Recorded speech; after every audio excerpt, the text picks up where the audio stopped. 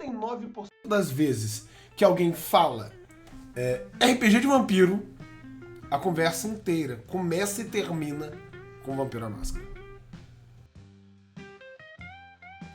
Olha, difícil, né? Então, se eu fosse chutar um motivo, eu diria que é uma questão de monopólio de mercado, né? Porque, querendo ou não, o Vampiro à Máscara, ele é o grande... Assim como o D&D é o equivalente de muita gente ao RPG, quando se fala de RPG de vampiro, o Vampiro à Máscara tá aí há muito tempo, né? Precursor do gênero e tal. E aí ele é meio que o cara na cena, né? Por causa desse monopólio, por causa desse controle do cenário que foi feito, a gente acaba ficando com esse impacto mais preciso, mas vamos para esse bate-papo, vamos para esse epicentro focado em vampiros em cultura pop e com a presença ilustre, maravilhosa. Seja muito bem-vinda, muito obrigado, Renata do Caquitas. Se apresenta pra galera. Então, gente, oi, tudo bom? Meu nome é Renata, eu faço parte do Caquitas Podcast, que é um podcast que fala sobre RPG. A gente tá aí fazendo Caquitas há quase 6 anos, eu e a Paula, que é a minha co-apresentadora do Caquitas. E eu sou completamente aficionada por vampiro. Eu comecei de um jeito muito legal, assim, que talvez não devesse ser o jeito correto, né? Enfim, o que aconteceu? Eu era criança e eu gostava muito de ler, e eu gostava de ler séries de livros. E eu tava lendo uma série e eu me dei conta, vai acabar uma hora dessas. E aí eu disse pra minha mãe, me leva numa livraria, porque eu quero uma nova série de livros pra eu ler. E ela me levou na livraria e tal, eu com 11 anos. Cheguei lá e falei pra moça da livraria, queria uma série de livros e tal, não sei o que. Ela perguntou, o que tu gosta? Eu não sabia muito o que eu gostava, eu tinha 11 anos, eu lia a Turma da Mônica, tinha tentado ler Um Senhor dos Anéis, não tinha gostado na época e tal, né? Então, eu falei, eu gosto de fantasia, eu gosto de, né, enfim. Aí ela perguntou, tu gosta de vampiro? E o que eu sabia de vampiro? Eu sabia, sei lá, o Scooby-Doo, né? Um negócio de... Eu não, gosto, né? Vampiro bebe sangue e tal, gosto. E ela botou na minha mão um exemplar de Entrevista com o Vampiro, 11 anos. 11 anos. Muito bom. Não é a melhor escolha pra idade. Então, achei muito apropriado. Pois então. Mas são outros tempos, anos 90? Foi anos 90? Foi, né? Não, foi anos 2000. Começo dos anos 2000. É. Foi lá 2003, 2004, por aí, né? Eram outros tempos. E aí eu até tenho, assim, é um pouco uma lenda urbana que eu e meus amigos criamos, porque essa vendedora, o nome dela também era Renata. Então, o que a gente diz é que ela era eu do futuro que viajou no tempo pra garantir que a eu do passado lesse Entrevista com o Vampiro, entendeu? Fica aí o questionamento. Eu já ouvi essa história no podcast do Guaxa, se não me engano. Do Guaxa? Eles vivenciaram essa história e voltaram no passado. Verdade, muito foda. Pois então, Pois então. E aí, eu li o Entrevista com o Vampiro e eu lembro de ter a sensação de não entender 100%, porque é uma linguagem complexa para uma criança de 11 anos, Sim. né? Ele é um livro muito rebuscado. Ela é muito descritiva com sentimentos, Ela né? é muito descritiva. E são sentimentos, muitas vezes, pra uma criança de 11 anos, eu imagino que tenha sido assim. Sim, e ela usa um vocabulário complexo. A tradução é da Clarice Lispector, que também usa um vocabulário complexo. Então, não foi um livro fácil de ler, mas eu lembro que alguma coisa nele meio que me hipnotizou, assim. E eu li ele inteiro e eu terminei e eu fiquei, meu Deus, eu quero o próximo. Mãe, me leva na livraria. A minha história é muito parecida, assim. Aqui em Juiz de Fora nós tínhamos uma locadora de livros. Que uma professora de literatura, eu tinha ali uns 11 para 12 anos, falou, vai lá, você gosta muito de ler, então vai que você vai ter a oportunidade de conhecer livros diferentes, né? Então eu fui, o primeiro contato foi com o livro Que Não Deve Ser Nomeado, da Transfóbica, e gostei muito, amava na época, enfim, né? Mas uma hora acabou os que tinham pra ler. Aí eu, vou ler o quê? A mesma história. Você gosta de vampiro? Gosto de vampiros. Eu sou aficionada por filmes de terror desde muito pequena. O meu pai foi um pai muito legal também, anos 90, que permitiu que eu visse Hellraiser com 6 anos de idade. Excelente. E que gerou pesadelos contínuos por muitos anos da minha vida. Obrigado, pai. Então, eu sempre gostei muito de terror, horror, né? Filmes de criaturas, de monstros, enfim. Então, quando ela veio com Entrevista com o Vampiro... Minto, não foi Entrevista com o Vampiro. O primeiro que eu li foi A Rainha dos Condenados, se não me engano. Eu já comecei errado ali. E dele fui pro Vampiro Lestat, então a ordem foi completamente fora do que deveria. E foi tudo que tinha, eu passei a ler, li tudo que tinha e comecei a procurar outros autores. Aí, mais pra frente, conheci André Bianco também, e, né, com os vampiros brasileiros dele, portugueses, né? E virou uma paixão, assim. Pra mim, mais voltada pra filmes de horror, né? Filmes de vampiro. Mas, especificamente também com a nossa querida Ana Rose, foi uma paixão logo de cara, assim. Eu não esqueço o dia que eu vi no cinema o cartaz do Rainha dos Condenados, falei assim, o quê? Porque a gente não tinha uma coisa de internet, de saber novidades, lançamentos, etc. Então, quando eu vi o cartaz no cinema, eu falei, caralho, não acredito que vai sair o filme. E aí tu viu e sumiu o cartaz. Aí tu viu o filme e tu ficou, puta que pariu, eu não acredito que esse é o filme. Não, aí é que tá, eu não consegui ver na época, porque colocaram um cartaz e eu acho que, não sei se o cara não conseguiu comprar a cópia, ele não foi exibido. O cartaz saiu e não apareceu no cinema. E eu tava ali, religiosa, quando sai? Isso aí foi uma e eu fiquei maluca pra ver. E acabei vendo muito tempos depois, assim. Enfim. A minha experiência com vampiro não é tão profunda quanto a de vocês. O meu primeiro contato mais aprofundado foram com filmes e séries. Principalmente a série Buffy Caça-Vampiros, que é um clássico que eu era apaixonado quando eu era mais novo. Era as duas vertentes, né? A Buffy e o Angel, né? Que era o demônio que atuava junto com eles ali. Angel charmosão, até os dias de hoje. Na segunda etapa já vem, ainda na linha do cinema, o Blade, como bom garoto dos anos 90, que queria ter um sobretudo, uma katana e andar pelo Brasil e não ser percebido, né? Um homem negro de sobretudo, katana, e ninguém nota que ele existe. Claro que então, não. Queria eu ser essa pessoa. Ele é mais nos Estados Unidos, no caso dele. Mas queria muito ser eu essa pessoa, mas não era a realidade. E logo depois que eu entro dentro do mundo do RPG, meu primeiro contato vai pelo Vampiro à Máscara. Acho que no RPG foi o de todos, né? Pelo menos da maioria.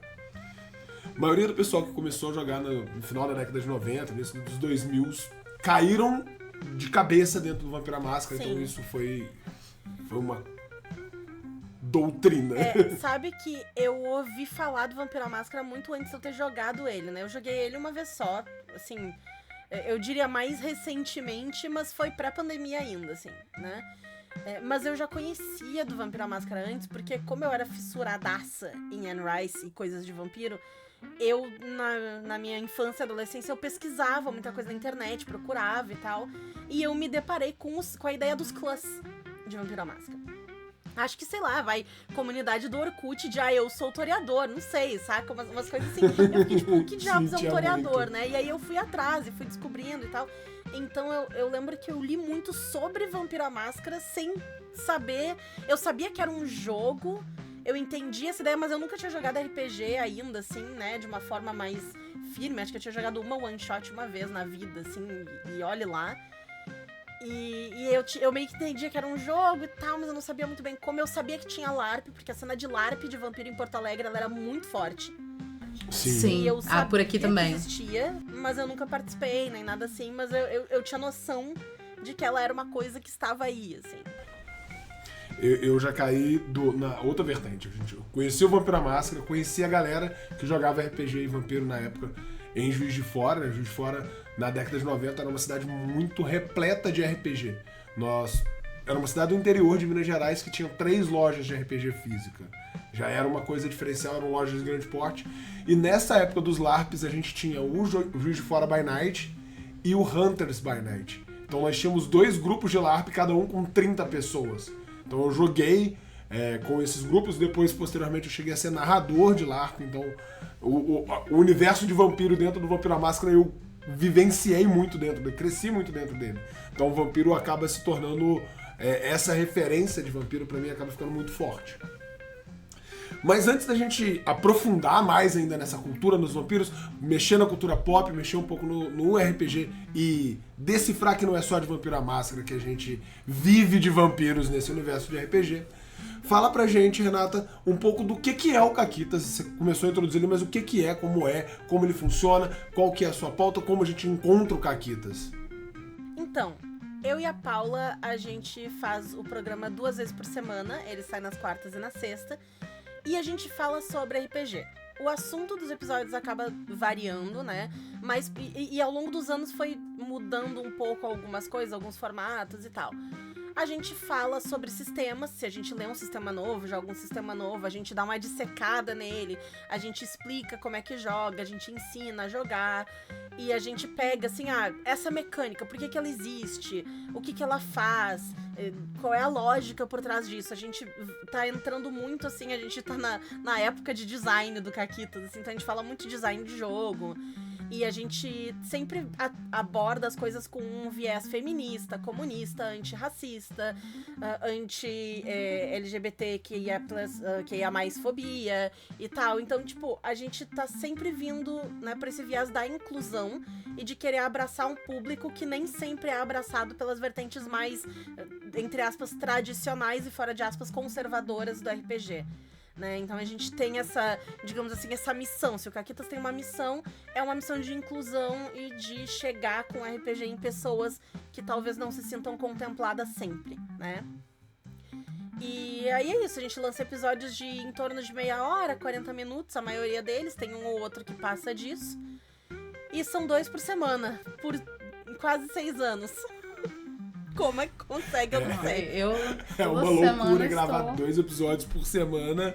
A gente gravando um por semana já é correria, sim, já é desesperador. Imagino vocês querendo gravar, editar, fazer todo esse processo. E fazer um processo com um trabalho maravilhoso. O Caquitas é um consagrado, um dos melhores podcasts do Brasil. E tá ali no top 2, top 3, primeiro colocado várias vezes entre os melhores podcasts de RPG do Brasil, já consagrado com o Goblin de Ouro, que é a nossa premiação maior dentro do RPG, né? Aqui em casa é semanal, né? Eu obrigo o Du a escutá-los, porque o Du não é a pessoa do podcast. Mas eu sou a pessoa do podcast.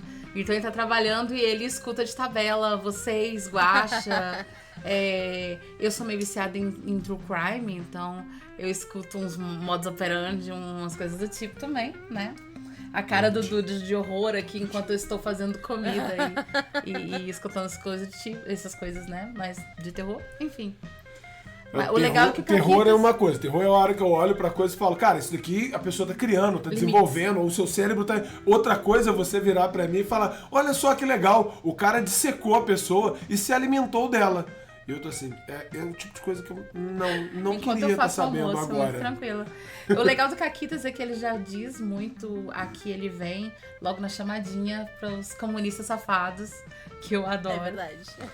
Então, só isso já fala muito sobre as meninas. A gente começou com a nossa abertura de Amiguinhos da Quarentena, né? Porque o Caquitas, ele começou, assim, sei lá, algumas semanas antes da Covid estourar, né? E aí, quando a gente criou uma abertura, a gente tava no meio da pandemia, na quarentena e tal, e era os amiguinhos da quarentena, e a gente se deu conta, tá acabando, ainda bem, né? Ainda bem que tá acabando, passou. E a gente precisa de uma abertura nova, e aí veio E aí, esses comunistas safados. É isso. Porque a gente, e é proposital, né? Porque excelente. A gente quer colocar uma barreira pra quem é escroto. Então, se a pessoa escuta E aí, seus comunistas safados, ela já fica, ai, não vou ouvir. Então tá, já vai, já sai, já não enche meu saco. Né? Não então, é o público que a gente quer atingir, é proposital, é proposital. Já acaba ali, já vai embora. A gente aqui no Capim Remoto, a gente faz algo similar com o Boa Noite, Capivaras, Capivaros e Capivares. Porque a hora que a pessoa escuta um não binário, já... Escutar não binário, a pessoa normalmente fala, você usa não binário? Você usa não binário? Uso, sim. Então não vou ficar aqui. Beleza. Tá perfeito, ninguém muito quer. Obrigada. Muito obrigada, vai embora. Só segue o caminho. É uma frase que normalmente o pessoal me critica, que é o chapéu de fascista é marreta e catavento. Isso acho que a gente bate até virar um catavento. É isso aí. É isso. É aqui. É esse. Enfim, nossa linha. É isso aí. O lugar de fascista é desmontado no chão. Muito bom. É uma ótima. Ótima pegada, mas vamos voltar pro terror, horror. E então vamos agora voltar e falar um pouco de vampiro, falar desse gostinho de sangue que tá ali no paladar, que tá no meio disso. O vampiro, ele é muito da cultura pop, né? Ele vai pro RPG, a gente vai falar de RPG porque é a nossa vivência, é o nosso dia a dia, mas também ele tá muito presente na cultura pop, ele é uma representação que conquista espaços, que toma espaços há muitos e muitos tempos dentro dessa linha pop. Se for pensar que o pop começa com os livros lá na antiguidade, então esse espaço ele vai sendo tomado dia a dia pelos vampiros. Na sua visão, o que é como os vampiros assumiram esse espaço? O que é o espaço que o vampiro ocupa?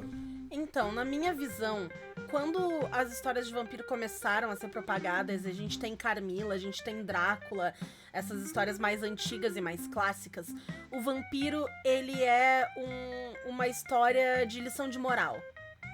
Assim como os contos de fada antigos, ele é, não cai na tentação porque vai dar ruim. Porque se tu olhar a história de vampiro, ela é sempre sobre a tentação da mulher. Então é a mulher sendo tentada e seduzida pelo vampiro. No caso da Carmila, é até um aviso, né, contra ser lésbica. Porque se tu é uma mulher que te permite seduzir por uma outra mulher, tu vai te dar mal. Essa é a lição de moral de Carmila, né? E no Drácula né, a Mina Harker tá sendo seduzida e tal, pelo Drácula, não sei o que.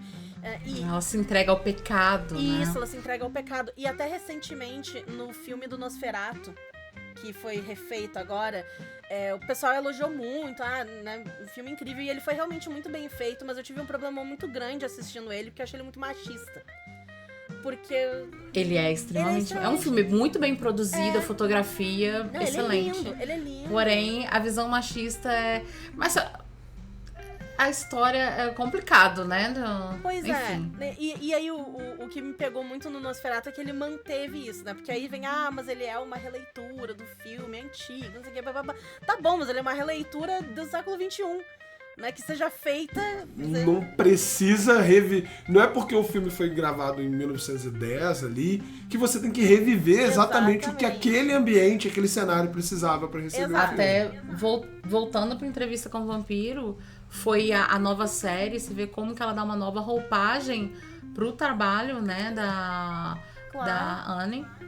E como fica assim... Houveram muitas diversas reclamações, como sempre tem... uma falação danada, né, quando se trabalha isso, mas ficou, na minha opinião, eu achei excelente todas as alterações que foram feitas. A série é maravilhosa. Assim. Eu tenho zero reclamações do que eles mudaram. Se vocês estiverem ouvindo um ronron de gato agora, é o pato, ele chegou.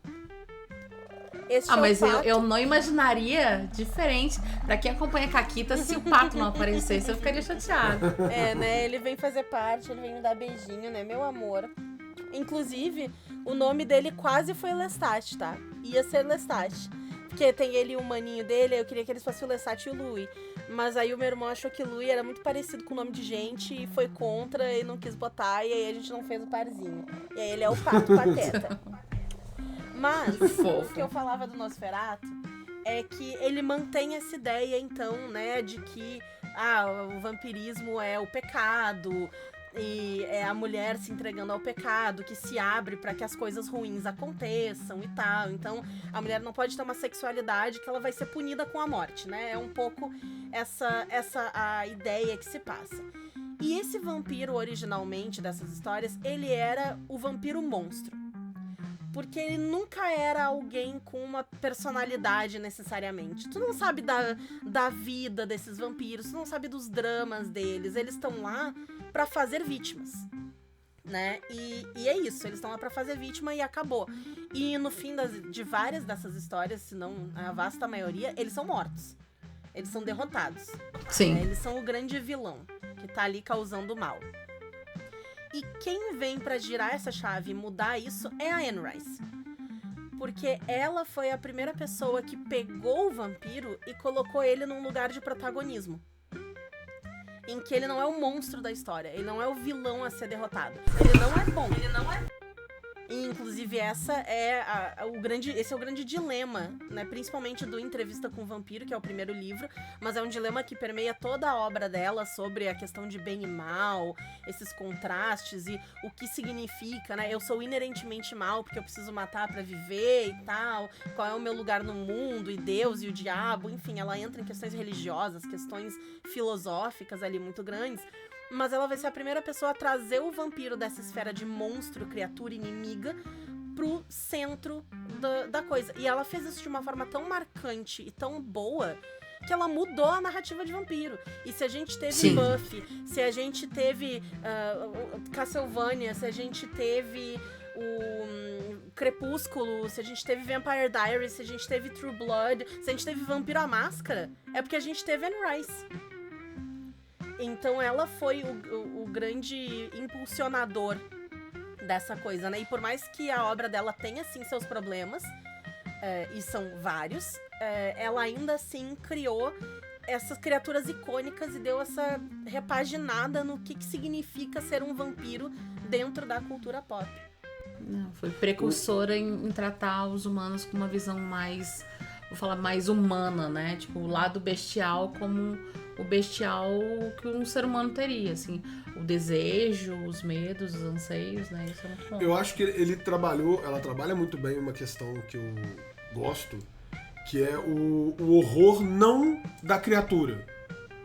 Quando eu tava lendo Fazenda Blackwood, que eu tava lendo? Fazenda Blackwood, o início dele me mostra muito isso, que tipo assim, o monstro que vai... Não. Esse monstro não é o problema é ele discutindo com ele mesmo, dentro dele, tipo, cara, eu matar um criminoso, isso me torna menos criminoso do que o criminoso. Agora eu lembro se você tava lendo o Blackwood ou o Ladrão de Corpos, eu não tenho certeza, foi um dos dois. Eu não lembro qual que você Eu não lembro, eu tenho um problema com títulos e com Eu acho que é o com Ladrão muitas de coisas Corpos, que eu... porque o começo eu do acho que Ladrão de ele Corpos começou a é falar, isso. acho que você tá falando do Ladrão de O Corpos. começo da Então história do pode ser Ladrão de isso. Corpos é o Lestat perseguindo um cara, um criminoso e tal, e ele fica, eu quero matar esse cara. Mas aí ele vê uma senhora, que esse criminoso quer matar a senhora, Exatamente essa é o cena. Ladrão de Corpos. Ladrão de Corpos. É essa cena. É ele parado na janela do cara. E tipo assim, o cara tá ali, ele pode matar ele a hora que ele quiser. Ele pode ser um monstro e você tentar demonstrar a história na visão daquela pessoa que tá vendo o monstro vindo atacar pela janela.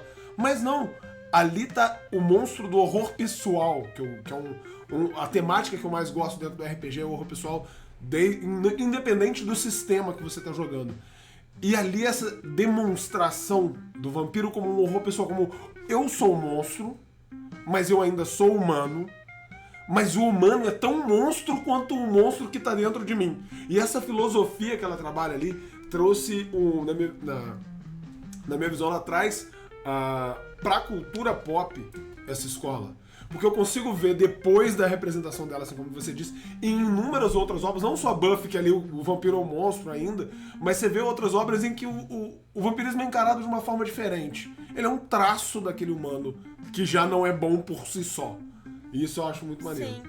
E o Entrevista com o Vampiro, ele nasceu do luto, né? Porque a Anne Rice, ela tem uma história muito triste, que ela teve uma filha que faleceu de leucemia infantil aos 5 anos de idade. E o Entrevista com o Vampiro foi o jeito dela colocar isso pra fora, né? Tanto que originalmente o personagem do Lestat representa o marido dela, e o nome original dele era pra ser Lestan, que o marido dela era o Stan, né? E ela acabou mudando isso e tal, e o Louis representa o luto dela. Por isso que o Louis é um personagem tão insuportavelmente chato e triste e deprimido em Entrevista com o Vampiro. Eu falo mesmo, o Louis é um mal sem alça. Porque ele tá na merda. Entendeu? Ela perdeu a filha, saca? E ele é aquela representação daquele luto e daquela dúvida de por que eu tô vivo, por que eu tô aqui. A minha vida vale a pena continuar a ser vivida? E tem toda a história, né, da Cláudia, criança vampiro, que é baseada na filha dela. Então, essa ideia de uma criança que ela não deveria morrer, ela é imortal, né? E agora, quando fizeram essa série da adaptação agora de 2022... eu lembro do pessoal se perguntando, será que eles vão adaptar? Será que eles vão fazer com que a Cláudia não morra no final e tal?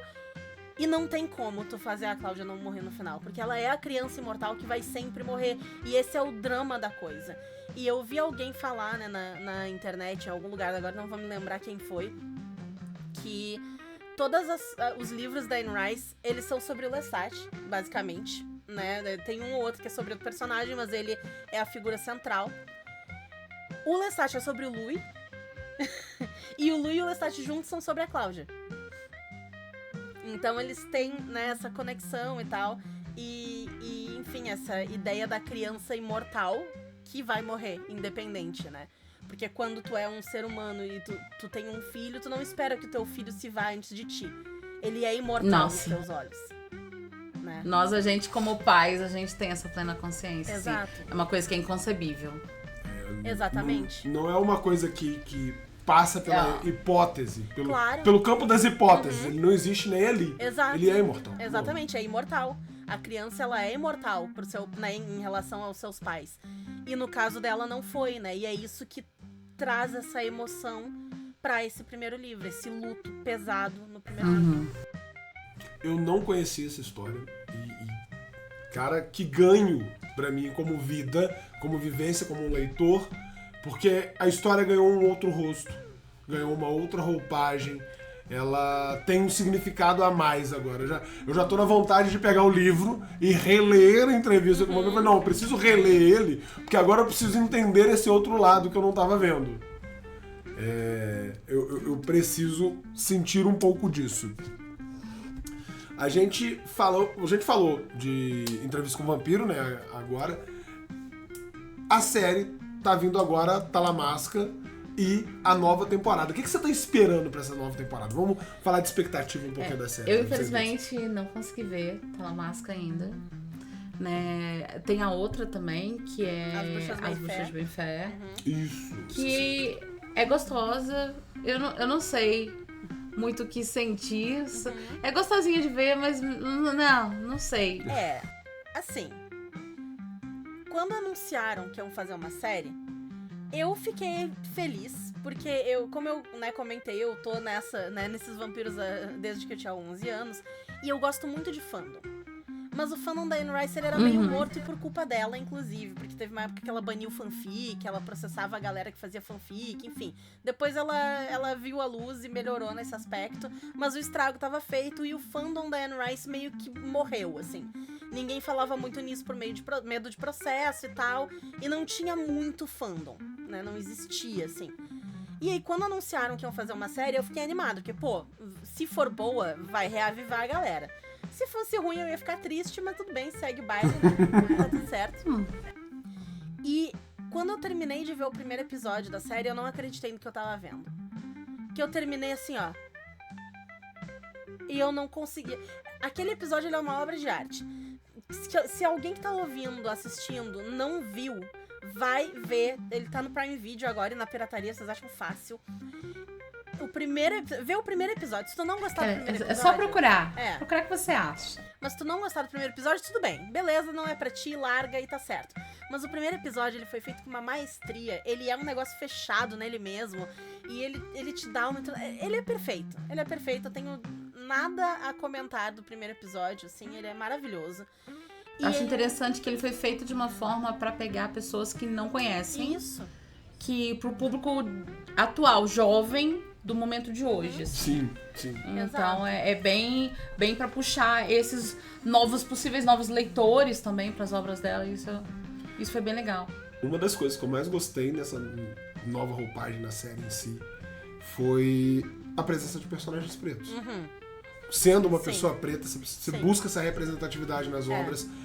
E muito das obras, a gente sabe disso, as obras dos anos 80, 90, na hora que você vai ler, ver se tem uma pessoa preta ou ele é um marginal, marginalizado, vamos usar o termo correto, um marginalizado na história, ou a história é só de pessoas pretas.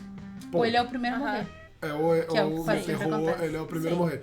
Mas agora, nessa história, não. Agora você vê uma riqueza. Você vê cultura sendo passada. Não é simplesmente ele tá ali. Não, ele tem um motivo pra tá. E é muito foda. Eu comentei antes que as obras dela têm alguns problemas. E pra mim, esse é um dos maiores problemas que as obras dela têm. Principalmente no Entrevista com o Vampiro, em que a presença de pessoas pretas são só como pessoas escravizadas. Então, tipo, é péssimo nesse aspecto. E a mudança... Porque eu lembro, quando eles anunciaram a série, que eu fiquei pensando, o que eles vão fazer com o Louis? Porque tu não tem como, em 2022, que foi quando saiu, Nossa, tu não. fazer um protagonista que é um escravocrata. Tu não tem como. Um senhor Não de terras, não não tinha tem condição. como Não tem fazer. como. É impossível fazer isso. Não dá. Não vai ser tragável. Tu não tem como ter o herói da história ser uma pessoa filha da puta dessa, saca? Tipo, não tem condição. Não vai passar. E aí eu fiquei me perguntando, né, o que eles iam fazer. Será que eles vão dar essa mancada e deixar como é no livro original e fazer isso? E aí eles anunciaram duas coisas. Eles anunciaram o elenco, e aí eu vi que era o Jacob Anderson, que é um homem preto que tinha sido escalado pra fazer o Lu, e eu pensei, pô, eles estão pensando nisso aí. Eles vão fazer alguma coisa aí. E aí eu vi que eles tinham empurrado a história pro futuro, porque a história originalmente se passa no final dos anos 1700. E eles empurraram ela pra 1910. Pra série, né? E aí eu fiquei, época de Jim Crow, né? E tal, tem muitas coisas pra se explorar com isso nos Estados Unidos. Interessante. E aí quando eu fui ver a série, eu notei que eles fizeram... eles usaram disso, da questão racial dos Estados Unidos e da segregação, de um jeito muito interessante. Porque no livro, toda a questão do Louis e o conflito do Louis com o Lestat é que o Louis, ele é muito, meu Deus, ser um vampiro é horrível e eu tenho que matar pessoas pra viver, enquanto o Lestat tá lá, uhul! Né, matar gente, festa, tal, ser um vampiro é perfeito. Eles são aquele meme do ônibus, que é o cara feliz olhando pra janela e o cara triste olhando pra pedra. É eles no livro. Exatamente. Tá? É eles, é isso. E o conflito deles é só isso. E eu confesso que pra mim, principalmente depois de ter visto a série, ele é um conflito meio fraco. Pro que vai dar desse conflito, né? Pra toda a animosidade que o Louis sente contra o Lestat e tal, pra mim é meio fraco isso no livro. E aí, na série, eles fizeram um esquema que é muito bom, porque o Lestat, como um personagem europeu, né? Ele vem da França, ele vem e ele não entende o contexto. Ele é europeu, ele é branco, ele não entende o contexto em que o Louis tá inserido. E ele chega nos Estados Unidos, ele vê o racismo e ele diz, Louis, olha só, isso aí que tu tá passando é uma merda, e se eu te der este poder incrível de ser um vampiro, tu não vai mais passar por isso. Porque tu vai ser um ser muito poderoso, um ser muito forte e tal, e isso não vai mais se aplicar a ti. E o Louis vai lá e, né, meu Deus, eu quero, né, e ele topa. Só que não é bem assim. E ele continua sofrendo racismo sistemático da sociedade, vampiro ou não. E o Lestat não entende que o Louis tá sofrendo esse racismo sistemático da sociedade. Então, o conflito deles ganhou um nível a mais, em que o Louis, ele tá ressentido com tudo, com o mundo, porque né, até tem uma cena muito boa num dos... Acho que é o segundo episódio, em que um dos cara branco lá, dono dos negócios e tal, ele convida o Louis pra ser parceiro dele num bordel lá que ele vai abrir. Mas a parceria é o Louis fazer todo o trabalho e ganhar 10% do lucro, né? Essa é a grande parceria que o cara propõe. E o Louis tá lá conversando com um advogado e tal, e esse advogado faz um monte de comentário racista. Até que o Louis se estoura e mata o advogado. E ele e o Daniel, que é o repórter, eles têm uma conversa, né, em que o Louis fala, tipo, por anos eu fiquei só ouvindo eles falando essas coisas pra mim e me inferiorizando, e eu só dizia sim senhor, sim senhor, sim senhor, que foi o que eu fui ensinado a fazer. Mas agora eu sou um vampiro e eu não preciso mais fazer essa merda. E esse cara aí, ele vacilou, ele pisou na bola, porque podia ter sido qualquer um, mas foi ele que veio encher a porra do meu saco hoje e agora ele tá morto, né? E eles então mostram que a questão racial do Louis, ela adiciona algo, né? Que nem tu falou, ele não tá lá só, é um cara preto e a história é igual. Não, eles colocam isso como parte muito intrínseca da história e até da dinâmica deles. Então a Cláudia, ela pega e ela faz vários comentários como se o Lestat fosse um escravocrata, porque ele trata eles mal e ela fica tipo, né, e tal, o senhor da casa grande, né? Senhor da casa grande, senhorzinho.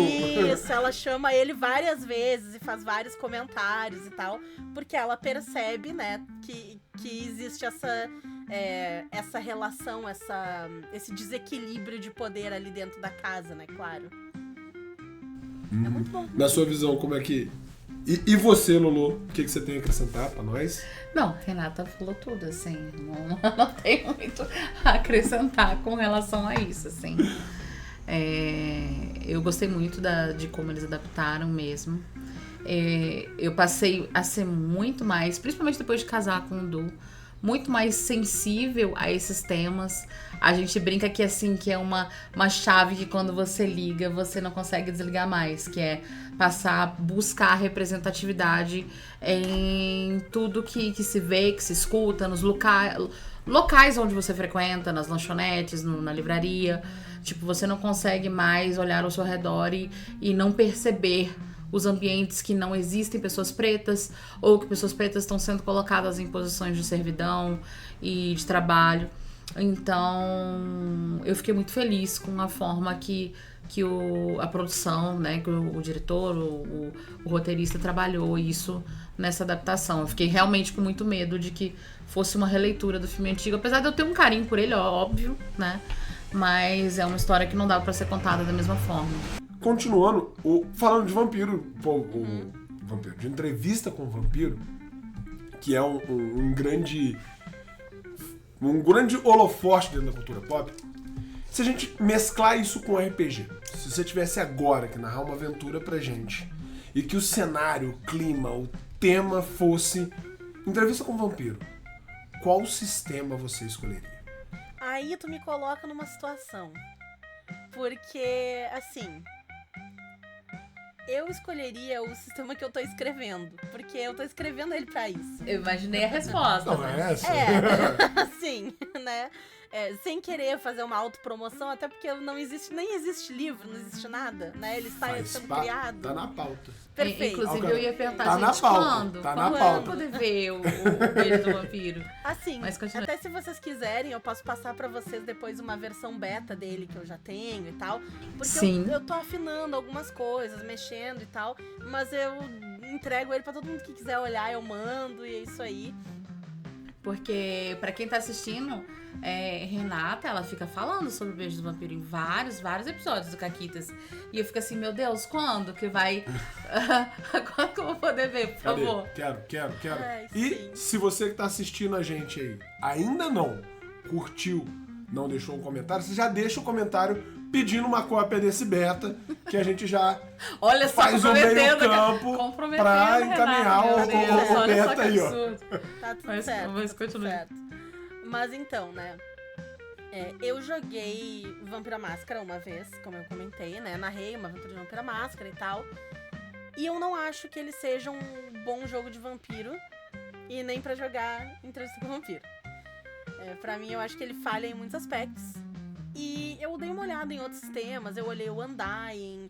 E também o Undying não é muito a parada que me interessa e tal. E aí eu comecei a escrever o Beijo do Vampiro justamente porque... e o nome dele diz muito, né? Ele tem nome de novela. Porque Entrevista com o Vampiro Sim. nada mais é do que um grande novelão. E todos os livros da Anne Rice são um grande novelão.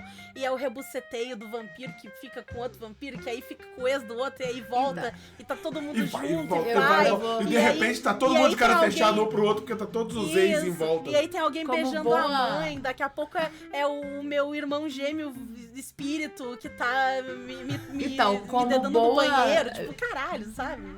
Como boa fanfiqueira que sou, ouvindo você falar e falando, né, do Beijo do Vampiro, eu não imagino menos do que quase um sabor de Paixão das Passiones Então, misturada com Anne Rice, assim, um pouco. eu até Com- brinquei com o termo, porque o Beijo do Vampiro, ele é forjado no fogo da paixão. O sistema base dele é o Paixão de las Passiones. Ah, então tá bom. Eu já gosto. Eu peguei emprestada muita coisa, ele tem muitas coisas próprias também, mas a mecânica central dele é totalmente roubada do Paixão de las Passiones. É isso aí. Porque ele é novelão mesmo, ele é pra ser novelão. E ele é um jogo sem narrador. E ele tem uma ideia de que tu fica trocando de personagem, tu faz o teu, aí tu faz um NPC, tu faz não sei o quê, e tu vai mexendo na cena, assim. E todo mundo vai manejando várias coisas ao mesmo tempo.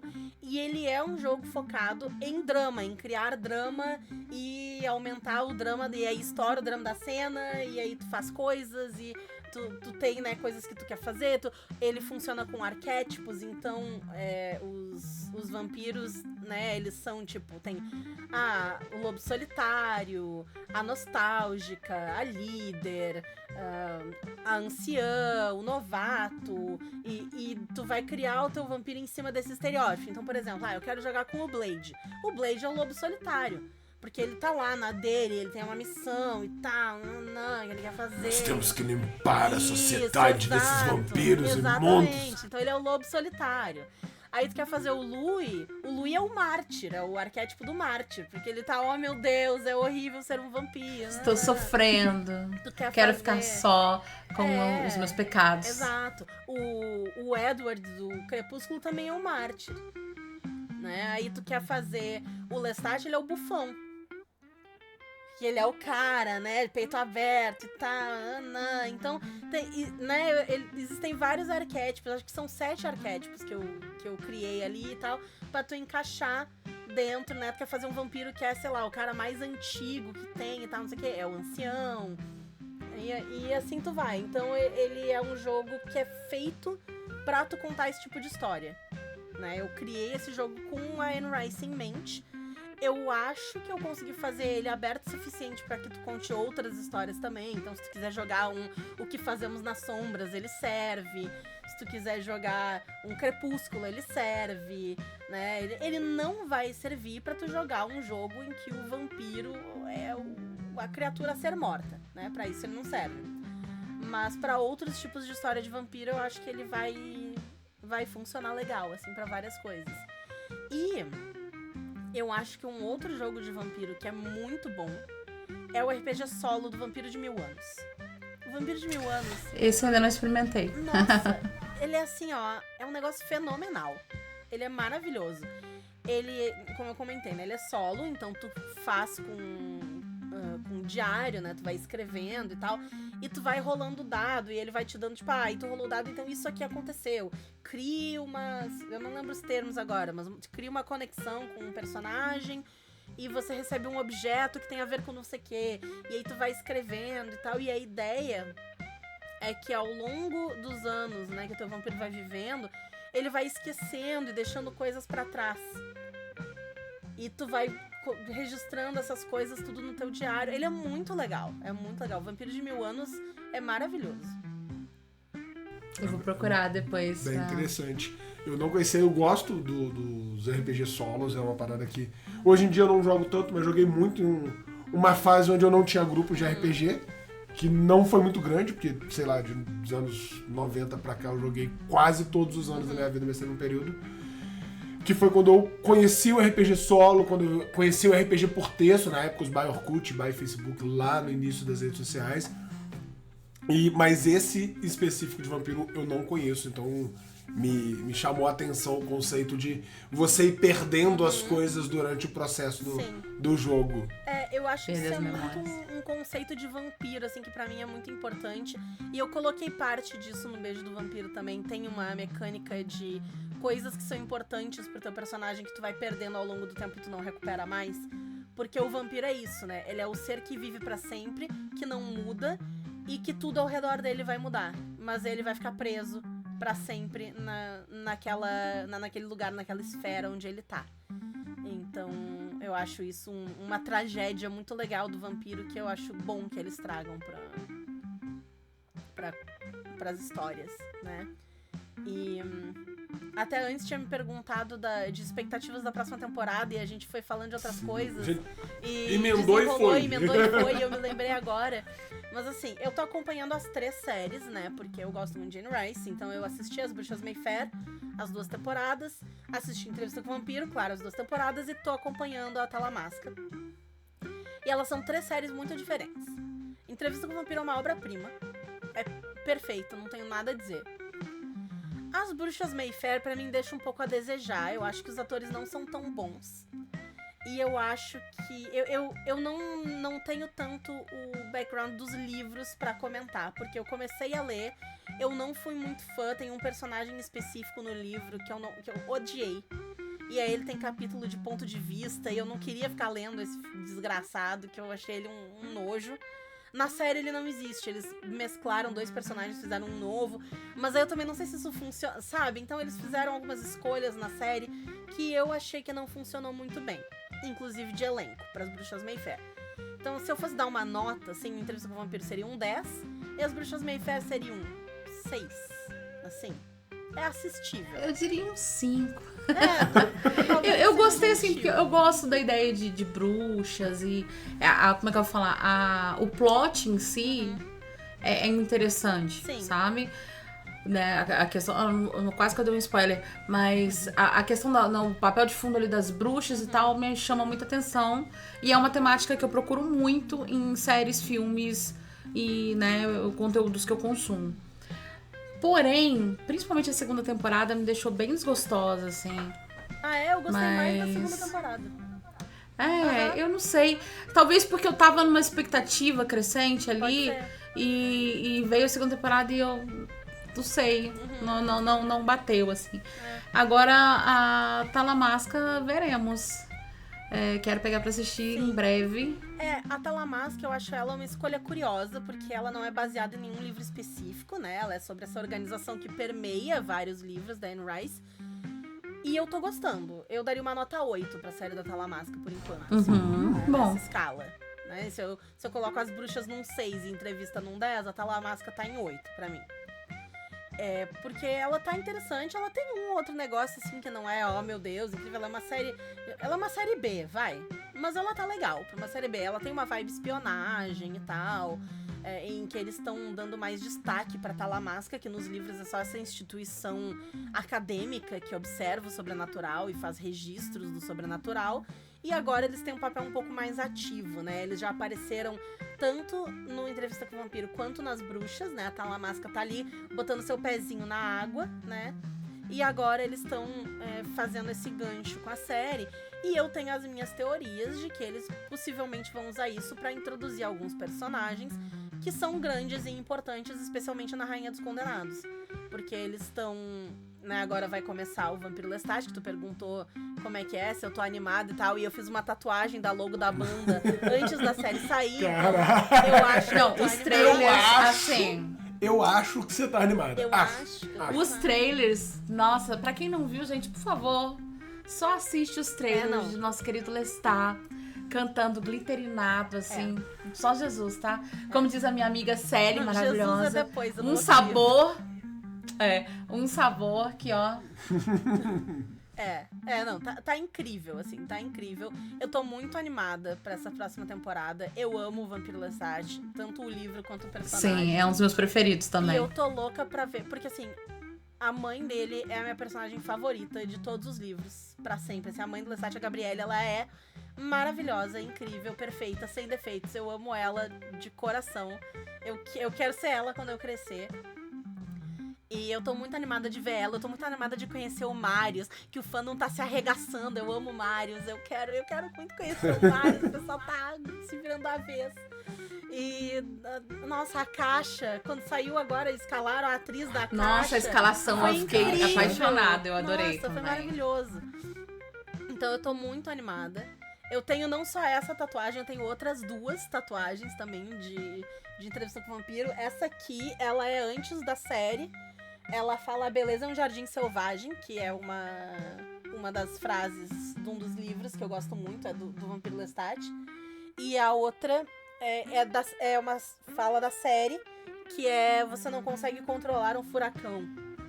Que ele se refere, né? É o Armand falando do Lestat, que ele é incontrolável, completamente maluco, né? Exato, não tem o que fazer.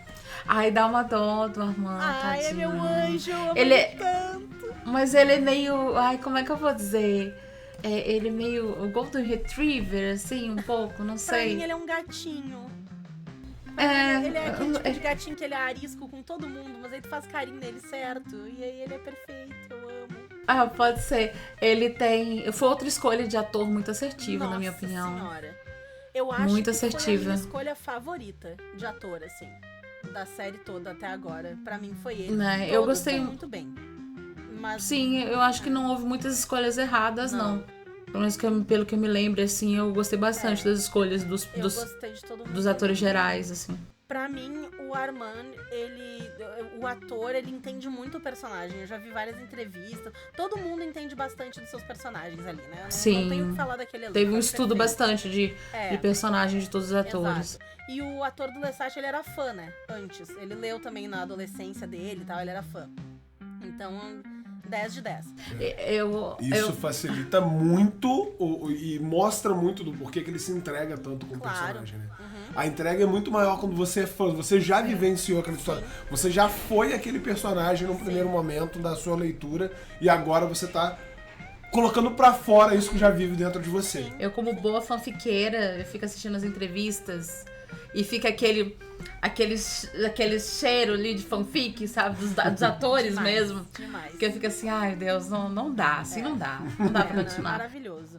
Mas o ator do Armand, eu gostei muito dele. O nome dele é Assad Zaman, ele é maravilhoso.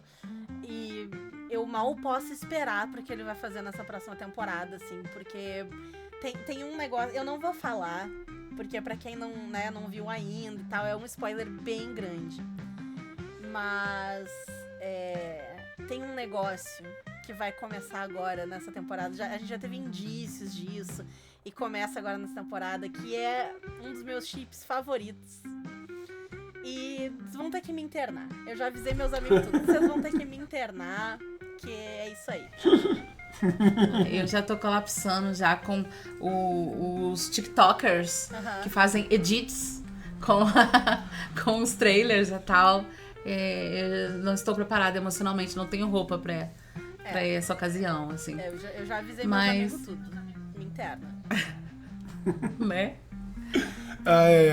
O Entrevista com o Vampiro, eu acho que é a cereja do bolo da cultura pop vampírica.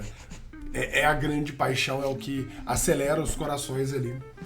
A gente falou do Beijo do Vampiro, que é essa obra-prima que tá vindo no beta aí pra galera acompanhar. Falamos um pouquinho de Vampiro à Máscara, mas se você tivesse que recomendar agora outro sistema de vampiro pra jogar vampiro, qual que seria a sua recomendação? Além do solo, né? Você tem essa recomendação? Não tenho. Não tenho. Eu tenho uma pra brincar. Pode. Monster Hearts. Monster Hearts. Pra brincar, assim, talvez. Porque eu não consigo pensar em nenhum RPG, assim. A gente até deu uma pesquisada antes, assim, do que tem lançado. Sim. E realmente não tem cenários, sistemas que a gente consiga trabalhar isso muito bem. Mas se você quiser brincar uma sessão da tarde, lá Vampire Diaries, o Monster Hearts, eu acho que funcionaria, assim. Um Vampire Diaries eu acho que até funciona. Pra ideia do Vampire Diaries, pra esse vampiro adolescente que ainda tá no colegial, eu acho que trabalhar com Monster Hearts é interessante. O Seas of Mirrors, Seed of Mist. Isso aí, eu não vou pronunciar, eu desisto, é só isso. Eu já desisti antes de começar. Não, mas é porque o Du, ele tem o nome o nome de garoto dele no canal é o que fala errado, né, amor? É porque eu tenho vários problemas pra falar. A portuguesa, ele fala City of Mist. Não tem problema. O problema é ele chamar a Nani de Nina. Entendi. O Lucas de Matheus. Entendi. Essa é uma questão. O Danilo questão. de Daniel. Danilo, desculpa, tá, Danilo? Tá, perdão. É porque ele veio num churrasco aqui em casa. O nome dele é Danilo. Eu apresentei ele pra todo mundo como Daniel. Eu jurava que o nome dele era Daniel. Aí no não errei pra mim, eu errei pra todo mundo a partir daquele momento. Aí no final do churrasco, eu fui despedir dele e tal. Ele, não, meu nome é Daniel. Eu falei, meu nome é Danilo. Aí, cara, o Du tá chamando você de Daniel o churrasco inteiro. Cara, pelo amor de Deus, corrija ele, por favor. Como eu disse, eu sou aquele que fala os nomes errados, mas o City of Mirrors... City of Mist. Vai, tá tudo bem. City Eu te amo. Mist. City of Mist também traz um pouco dessa roupagem, que você pode apresentar um pouco disso dentro do seu personagem. Né? Trabalhar um pouquinho uma buff caça-vampiros. É uma vibe bem diferente. Uma vibe mais... de usar os poderes vampíricos ali, não como um romance, não como a conquista, a caça, mas sim usando os poderes como um herói. Numa roupagem diferente. Na roupagem do que é o Blade nos quadrinhos. Blade talvez não, mas por uma pegada Vampire Diaries, Twilight ali, eu acho que sim. É isso daí, galera. Então, se você tem uma opção diferente, se você tem uma ideia diferente, Por favor, deixa aqui dê nos aí comentários pra gente. a dica. Dei a dica pra gente analisar, acompanhar e vivenciar um pouquinho disso. E vamos já começando a caminhar pro nosso final, né? Finalizando o nosso bate-papo aqui. Pera aí que agora eu me perdi na pauta. A pauta não tem nada aí, eu me perdi. Nesse bate-papo que a gente teve, a gente conseguiu ver que o vampiro é bem mais do que só o monstro que tá ali pra atacar. Ele também vai falar do monstro interior, dessa conquista, da interação social humana com o vampirismo dentro dessa cultura.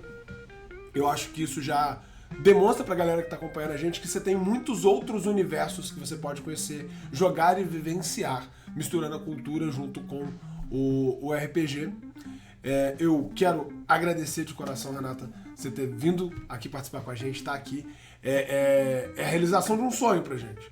Porque uma coisa é a gente que acompanha vocês há 6 anos, que tá ali ouvindo vocês, que vê vocês dentro da nossa casa, né? Porque nós, como consumidores, temos essa vivência que o podcast, ele aproxima as pessoas a um ponto que, quando a gente conversa, eu não tô vendo uma pessoa desconhecida. Não, pra mim é uma pessoa que convive comigo. Né? A gente já se conhece há muitos anos. E ter você aqui junto com a gente no Capim Remoto é algo que é muito grandioso.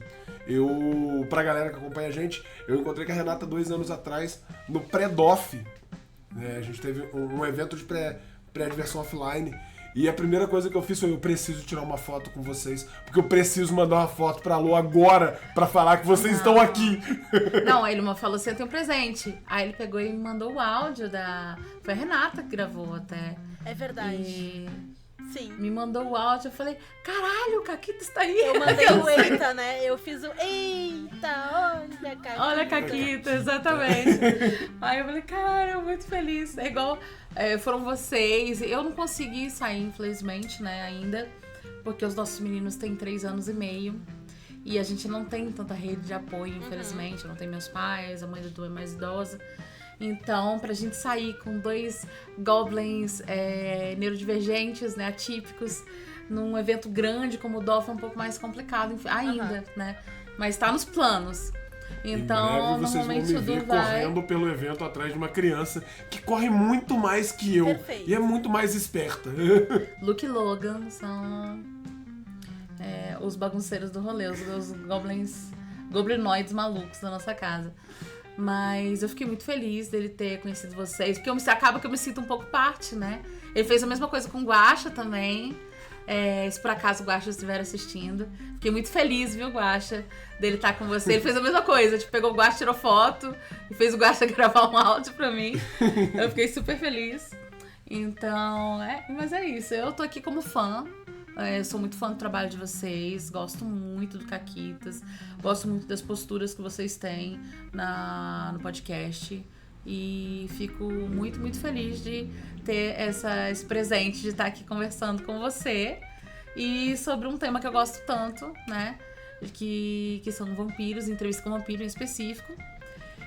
Eu sou um pouco bitch de Vampiro à Máscara, infelizmente, mas acho que é muito por falta de opção. Mas não tem muita outra opção, é isso ou é isso? Pra jogar com os amigos, né, acaba que... Inclusive me apresentaram o Vampiro à Máscara como Você quer jogar entrevista com o vampiro? Foi assim, eu cheguei lá e me falaram isso, eu cheguei lá, era o Blade de Sobretudo Kataná, porque o narrador estava de sobretudo e tinha uma réplica de uma kataná. Então era o estereótipo do estereótipo. Foda. E eu moro em comunidade, então eu fui pro alto da comunidade jogar Vampiro à Máscara com um cosplay do Blade até as 2 horas da manhã. Novamente, Maravilha. obrigado, mãe e pai, pela responsabilidade, viu? Responsabilidade paterna maravilhosa. Renata, suas considerações finais, onde a gente se encontra, faz seu jabá. Bom, gente, muito obrigada pelo convite mais uma vez, fiquei muito feliz. O trabalho de vocês é maravilhoso e eu tô sempre muito feliz de vir falar de vampiro. Eu não pago imposto pra falar de vampiro, eu até pago, não tem problema, eu pago todos os impostos se eu puder ficar falando de vampiro. Então, assim, gosto muito, é um assunto que é muito querido pra mim, né? E eu gosto muito desses livros, dessas histórias e de vampiros no geral. Fiz meu aniversário agora, final de setembro, com temática de vampiro, fui vestida de vampiro e o meu cunhado, ele apareceu de Blade. Foi incrível. Que maravilhoso. Todo mundo achou o máximo, que ele chegou mais tarde e tal, e aí ele só entrou, assim, com sobretudo óculos escuros. Suspense. Foi muito bom. Ele apareceu todo de Blade, foi maravilhoso. Mas então, muitíssimo obrigada pelo convite. E quem quiser ver mais do que eu tô fazendo, eu tô em muitas coisas, eu faço muitas coisas. Então, assim, primeiro o Caquitas, que é esse podcast que eu já comentei. A gente tá lá no Spotify e em vários outros agregadores também, Apple Podcast. Enfim, estamos, né, praticamente em todo lugar. Vocês nos encontram nas redes sociais, Caquitas Podcast, no Blue Sky principalmente, mas a gente tá no Instagram também. E recentemente eu fui uma das organizadoras da Comuna Jam, que é um servidor no Discord, que começou como uma jam de RPG, né, um evento para que a gente criasse jogos de RPG, com o intuito de reunir uma galera que tem interesse em jogo, em design, em RPG e tal, para se conversar sobre RPG. É Comuna, de comunista, e Jam, J-A-M. A gente tá também no Blue Sky, no Instagram, no TikTok com a Comuna Jam. E o nosso servidor do Discord, se vocês forem nas nossas redes sociais, tem o link pro nosso Linktree, onde tem o convite do Discord. Ele tá aberto. A Jam em si já terminou, mas o servidor continua lá pro pessoal entrar, participar. Hoje mesmo eu vi que a galera tava batendo uns papos lá, não tive tempo ainda de ir lá me juntar, mas pretendo fazer isso hoje mais tarde. A gente vai deixar todos os links aí embaixo pra vocês acessarem. E quem quiser me ver ao vivo, eu estarei agora no feriado do 20 de novembro no Festival Geek de Santos, que fui gentilmente convidada pelo Álvaro do Contos Lúdicos a ir palestrar lá, né? Então eu vou dar uma workshop sobre como criar NPCs memoráveis e uma palestra sobre como jogar com um personagem filha da puta sem ser filha da puta com os jogadores. Temas muito bom. poderosos, temas extremamente importantes pra você que é jogador de RPG, pra você que tá montando personagem, tá montando uma mesa, tá estruturando as coisas. Essas palestras, esse workshop é essencial. Sim. Sim. E é isso. Muito obrigada. Ah, e as minhas redes pessoais, né? Eu tô no Blue Sky, principalmente no Blue Sky, como Rê, de Renata, S, a letra S, de Salamandra, e Bruscato, que é meu sobrenome, B-R-U-S-C-A-T-O, mas também tô linkada no Caquitas. Então, se vocês forem atrás do Caquitas, vocês vão encontrar ali as minhas redes também. E é isso aí. Loloca, mamãe capivara. Bem, gente, eu sei que eu tô bem sumida dos vídeos, mas estamos aí tentando voltar devagarzinho. E muito obrigada por vocês estarem aí. E a gente tá fazendo umas mudanças no canal, tentando trazer mais participação da galera, dos mods, né? E espero que vocês gostem. Por favor, deixe as opiniões aí nas redes. Eu tô no Instagram como Lock of Stone. Eu não uso muito redes sociais, pra ser bem sincera. Uso às vezes o Blue Sky, mas ultimamente raro. Mas vocês me encontram sempre no Discord do Capirramoto, jogando Minecraft ou simplesmente fofocando. É isso. É isso daí, a gente tá sempre pelo Discord do Capirramoto ali, batendo papo com a galera. E também em outras redes sociais. Galera, eu sou o Dudes Capirramoto, sou co-criador do canal do Capirramoto junto com a Mamãe Capivara. Sou uma das pessoas por trás, uma das cabeças por trás da Hydra, do Melanina RPG, o coletivo de pessoas pretas, pardas e periféricas que busca trazer visibilidade para essas pessoas no meio do RPG. E tamo aí. Você me encontra como Dudes Capirramoto em todas as redes. E encontra também, claro, o Capirramoto em todas as redes, com @Capirramoto, exceto no TikTok, aquela rede onde as pessoas vão fazer dancinhas. Não, eu não estou fazendo dancinhas. Mentira, sempre, tem um vídeo só de assim, vez em gente. quando. Roda pra baixo que vocês acham o Dudes dançando. Só de vez em quando. Tem pelo menos os 2 vídeos dele dançando, eu garanto. @Capirramoto RPG. Fica de olho que tá saindo muito conteúdo, muito material. A gente tá com um foco muito grande, não nos vampiros atualmente, mas sim nos lobisomens, já que eu sou o aficionado, apaixonado por lobisomem, principalmente Lobisomem Apocalipse. E está rolando agora uma campanha de 5ª edição no canal. E para a galera que curte podcast, na 2 semanas atrás, a gente teve o episódio de... Precisamos falar sobre Jesus. Qualquer referência com precisamos falar sobre Kevin não é mera coincidência, tá? É sobre isso. Foi isso. A gente precisamos falar sobre Jesus, onde eu, o André e o Gohan fomos dissecar esse personagem e que é tão emblemático na mesa, pra gente conseguir entender quando você, como narrador, deve ou não aceitar um jogador com essa ideia de personagem.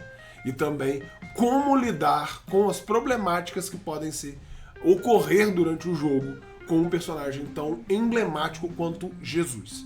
Então, se você ficou curioso, quer saber como é que é, dá uma olhadinha lá no Epicentro do Terremoto, número 1 da nossa temporada 3, que é esse. Ou se você quer ouvir um pouquinho de histórias de terror e relatos dessas histórias, sejam elas vividas por nós ou no meio do RPG, porque tem relato de história de terror que acontece assim, vai no nosso especial de Halloween. Então, muito obrigado a todos vocês que estiveram junto com a gente. Não esquece de curtir, comentar, compartilhar, ativar sininho, salvar, dar hype. Porra, tem muita mecânica de ferramenta para plataforma diferente, gente. Então, utilize isso daí, interaja com a gente. É muito importante para a família do Capim Remoto ter vocês aqui junto com a gente. E um grande beijo para todos vocês. Beijo meu e do Pato. Beijo. Beijo pro Pato. Beijo, Pato. Beijo pra Renata. Beijo pra todos vocês. Beijo, Pato. Beijo pro Pato.